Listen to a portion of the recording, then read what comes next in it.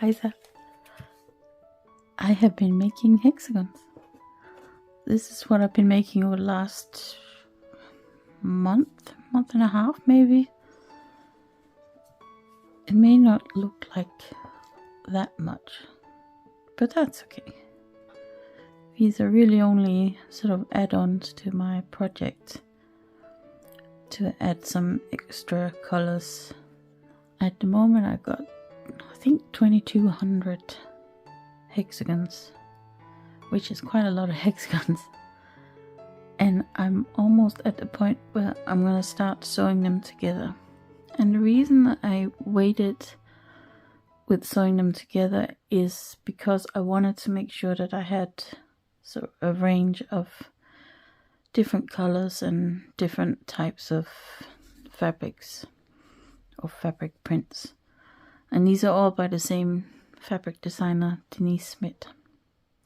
So I've been sort of collecting some extra colors to add to the quilt so that I have a nice range. So I don't have a design wall or anywhere to put a design wall.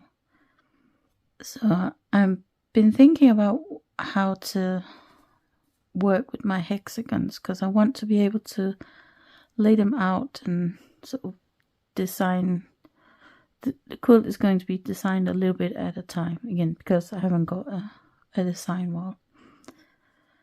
So I finally came up with a solution for what I'm going to do, and I thought maybe you could use this idea as well.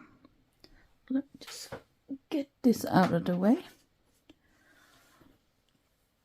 So what I'm going to do is, I've got some of this, in the UK it's called bump, which is an odd word, but it's used for lining curtains. So I've got some of that, and then I bought, because I wanted something not too big but also sturdy and fairly lightweight. So I've got this cork board from a Swedish furniture shop, which shall remain nameless. And what I'm going to do is I'm simply just gonna wrap the board in the bump.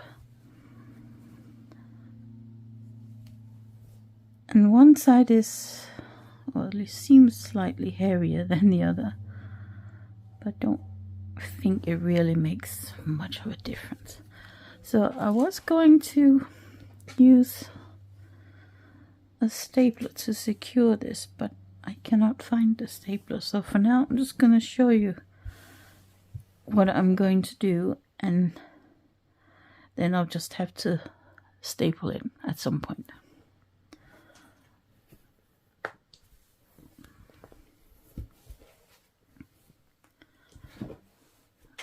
So I'm just going to, I've cut this to size already, the bump. And then I'm just going to wrap it around on all four sides.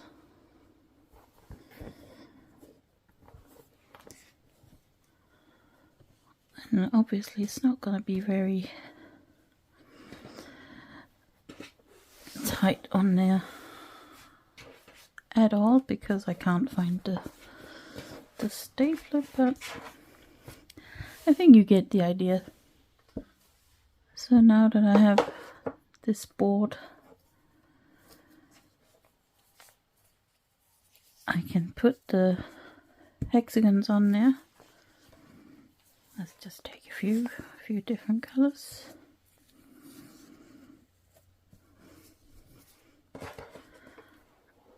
And they will stay on there, which is what I want. So that even if my husband or the dog walks into the board, nothing will fall off. So I'm actually really excited about getting started with sewing the hexagons together. So what my plan is, let's start with a pink one here. is I'm going to do a sort of color wash design.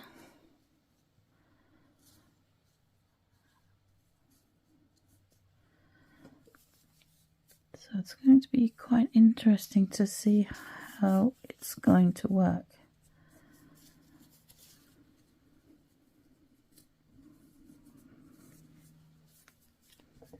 And I'll only be able to work this to the size of the cork board, which may be a good thing, so that I don't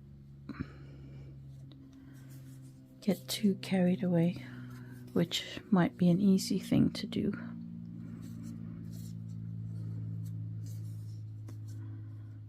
And I'm really looking forward to this part of it, where I get to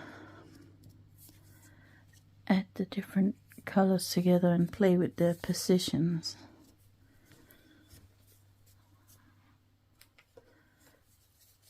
And there's no right or wrong way to do it. It would just be however I feel like putting each hexagon.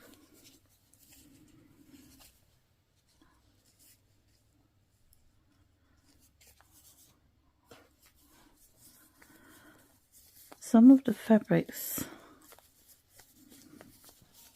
have different sections of color, which is a nice thing to have, like this one and that one there. So in some cases I get a lot of the grey on there, in some cases only a little bit. So it's going to be interesting to play with that.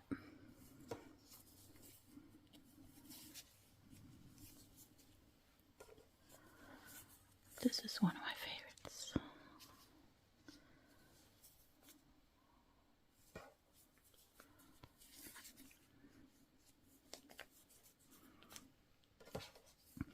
It's also going to be interesting to see how I can make these color changes in a way that looks nice. I'm a little bit limited here because I haven't got that many colors.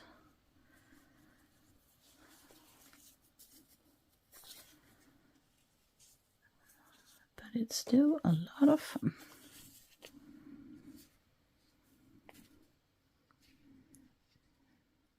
And you know, right now I'm very tempted to start stitching these together, but I won't, because obviously I want to mix them with the other hexagons I've got.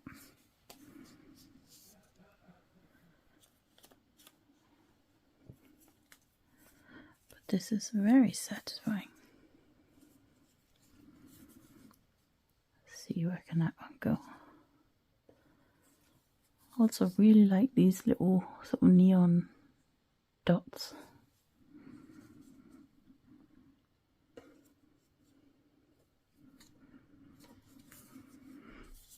So this one is actually quite useful because it's got 3 sort of sections of colour, the red and the blue. So I could put it here, and that helps to make a change to the blue colour. Maybe this one.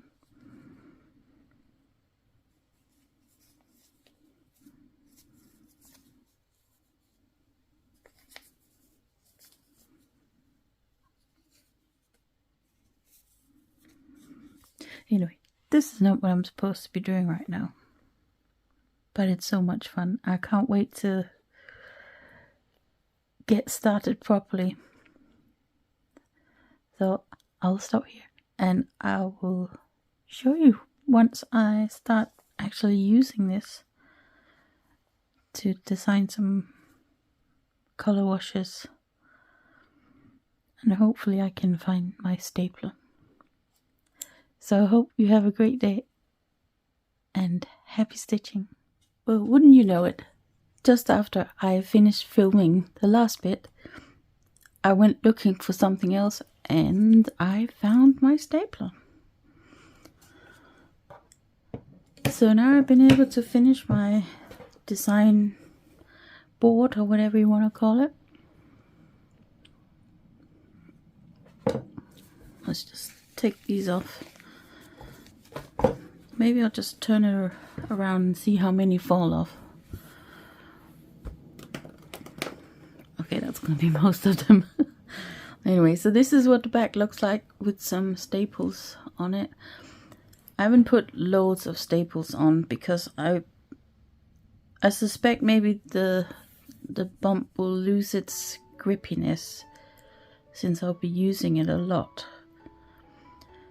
So I don't want to put too many staples in it, because then I'll just have to remove them if I need to change the bump. So anyway, oh, some of the hexagons stayed on there. So yeah, that's what the finished design board looks like.